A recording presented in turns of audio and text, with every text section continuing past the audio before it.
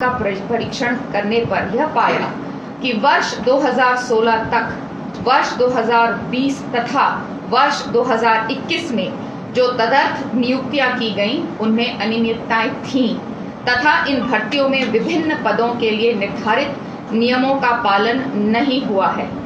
समिति ने विभिन्न न्यायालयों में द्वारा नियम विरुद्ध भर्तियों के संबंध में समय समय पर दिए गए आदेशों का हवाला देते हुए अपनी रिपोर्ट में यह सिफारिश की है कि निम्नलिखित कारणों से नियमों के विरुद्ध की गई इन तदर्थ नियुक्तियों को तत्काल प्रभाव से निरस्त कर दिया जाए। समिति ने वर्ष 2016 तक 150 तदर्थ नियुक्तियों, वर्ष 2020 में 6 तदर्थ नियुक्तियों तथा वर्ष 2021 में 72 तदर्थ नियुक्तियों की पहचान कर उन्हें निरस्त करने की सिफारिश की है। समिति ने इस संबंध में जो कारण बताए हैं वह इस प्रकार हैं। सेवा के विभिन्न पदों पर सीधी भर्ती के लिए निर्धारित चयन समिति का गठन नहीं किया गया। इस प्रकार यह तदर्थ नियुक्तियां चयन समिति के माध्यम से नहीं की गई हैं। तदर्थ नियुक्ति के जाने हेतु कोई विज्ञापन नहीं दिया गया और न ही कोई सार्वजनिक सूचना दी गई और न ही रोजगार कार्यालय से नाम मंगाए गए। तदर्थ नियुक्ति किए जाने हेतु इच्छुक अभ्यर्थियों से आवेदन पत्र नहीं मांगे गए, केवल व्यक्तिगत आवेदन पत्रों पर नियुक्ति प्रदान कर दी गई। तदर्थ नियुक्ति किए गए जाने हेतु कोई प्रतियोगिता एग्जाम परीक्षा आयोजित नहीं किए गए। इन तदर्थ भर्तियों के लिए सभी पात्र एवं इच्छुक अभ्यर्थियों को समानता का अवसर प्रदान नहीं करके भारत के संविधान के अनुच्छेद 14 एवं अनुच्छेद 16 का उल्लंघन हुआ है।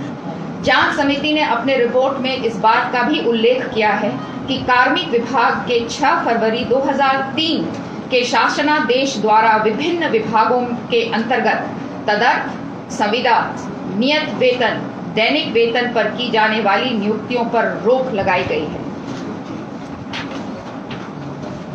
उक्त 6 फरवरी 2003 के शासनादेश में व्यवस्था उपबंधित है कि श्रेणी ग तथा घ के किसी भी पद पर दैनिक वेतन, तदर्थ, संविदा, नियत वेतन पर नियुक्ति नहीं की जाएगी।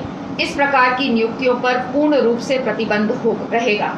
पत्रकार बंधुओं, इतनी विस्तृत जानकारी आपके साथ शेयर करने से ये लाभ होगा कि जांच समिति की सिफारिशों के अनुरूप विधानसभा अध्यक्ष के रूप में मैंने जो निर्णय लिए हैं उनको समझने में आपको आसानी होगी। विधानसभा अध्यक्ष के रूप में जांच समिति की अनुशंसा को स्वीकार करते हुए वर्ष 2016 तक की 150 तदर्थ नियुक्तियों को, वर्ष 2020 की 6 तदर्थ नियुक्तियों को तथा वर्ष 2021 की 72 तदर्थ नियुक्तियों को निरस्त करने का निर्णय लिया गया है। चूंकि इन तदर्थ नियुक्तियों को शासन का अनुमोदन प्राप्त है अतः नियमानुसार इन तदर्थ नियुक्तियों का निरस्त करने के लिए शासन को अनुमोदन लेना आवश्यक होगा। इन नियम विरुद्ध तदर्थ नियुक्तियों को निरस्त करने के लिए अनुमोदन हेतु मैं शासन को तत्काल प्रस्ताव भेज रही हूँ। अनुमोदन प्राप्त होते ही नियम विरुद्ध तदर्थ नियुक्तियां तत्काल समाप्त कर दी जाएंगी। इसी प्रकार उपनल द्वारा की गई 22 नियुक्तियों को भी तत्काल प्रभाव से निरस्त कर रही हूँ। मैं आपको जानकारी देना चाहती हूँ, वैसे ही जो ये आगे का मैं पढ़ने जा रही हूँ, ये जो 32 हम लोगों ने 32 पदों के लिए जो एग्जाम लिए थे उसके साथ उसकी बात है। भले ही ये हमारी समिति के मैंडेट में नहीं था, लेकिन क्योंकि जब वो कागजात खंगाल रहे थे तो उन्हें इसकी भी जानकारी मिली, तो इसकी भी जानकारी मैं आपको दे रही हूँ। मैं आपको ये जानकारी भी देना चाहती हूँ कि विधानसभा सचिवालय द्वारा 2021 में 32 विभिन्न पदों पर सीधी भर्ती के लिए आवेदन पत्र मांगे गए थे, जिसके लिए इस वर्ष 20 मार्च को लिखित परीक्षा भी आयोजित की गई थी, जिसका परिणाम अभी तक घोषित नहीं हुआ है।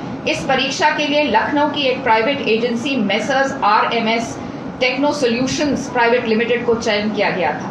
इस एजेंसी के कार्यकलाप विवादों में रहे हैं और इस पर पेपर लीक के गंभीर आरोप भी लगे हैं, जिसके चलते कम से कम 5 प्रतियोगिता परीक्षा शासन को रद्द करनी पड़ी है और उनकी गिरफ्तारियां भी हुई हैं। विधानसभा सचिवालय में नियमों प्रावधानों का उल्लंघन करते हुए इस एजेंसी का चयन किया गया है। इसमें अनेक वित्तीय अनियमितताएं भी पाई गई हैं।